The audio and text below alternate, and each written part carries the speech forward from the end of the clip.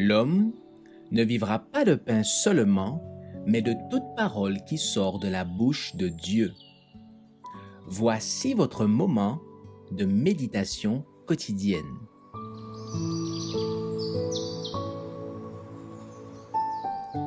Maranatha. Le 12 avril. Le sentier de la vie. Entrez par la porte étroite, car large est la porte, spacieux est le chemin qui mène à la perdition, et il y en a beaucoup qui entrent par là. Mais étroite est la porte, resserré le chemin qui mène à la vie, et il y en a peu qui les trouvent. Matthieu 7, versets 13 et 14.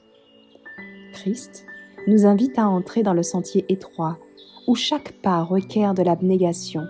Il nous invite à être debout sur la plateforme de la vérité éternelle et à lutter sérieusement par la foi donnée une fois pour toutes aux saints. En nous approchant du moment où les principautés, les puissances et les armées spirituelles du mal des régions célestes soient lancées en pleine lutte contre la vérité, quand le pouvoir trompeur de Satan sera si grand qu'il essayera de séduire, si c'était possible, même les élus, notre intelligence doit être aiguisée par la lumière divine, afin que les artifices de Satan ne nous soient pas inconnus. Tout le trésor du ciel est à notre disposition, afin que nous préparions le chemin du Seigneur.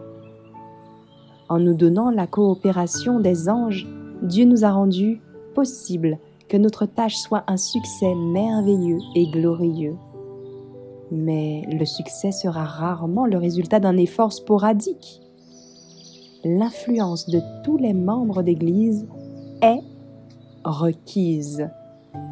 Aujourd'hui, l'Église a besoin d'hommes qui, comme Enoch, cheminent avec Dieu et révèlent Christ au monde.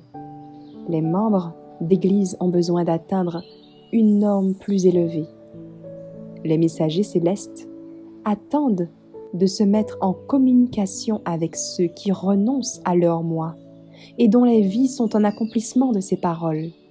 J'ai été crucifié avec Christ, et si je vis, ce n'est plus moi qui vis, c'est Christ qui vit en moi. Si je vis maintenant dans la chair, je vis dans la foi au Fils de Dieu, qui m'a aimé et qui s'est livré lui-même pour moi. Galates 2, verset 20. L'Église doit être composée de tels hommes et de telles femmes, avant que sa lumière puisse éclairer le monde de ses rayons clairs et nets. Notre concept du soleil de justice est obscurci par l'égoïsme. Christ est crucifié à nouveau par beaucoup, qui par leur complaisance propre permettent à Satan de les dominer.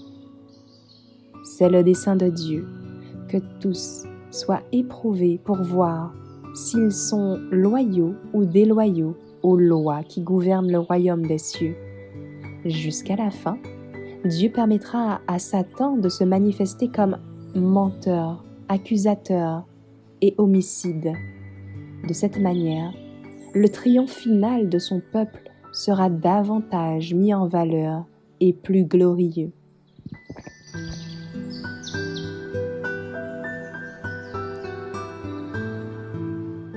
Merci d'avoir écouté cette présentation. Assurez-vous de nous rejoindre demain pour votre moment de méditation quotidienne avec lereste.org.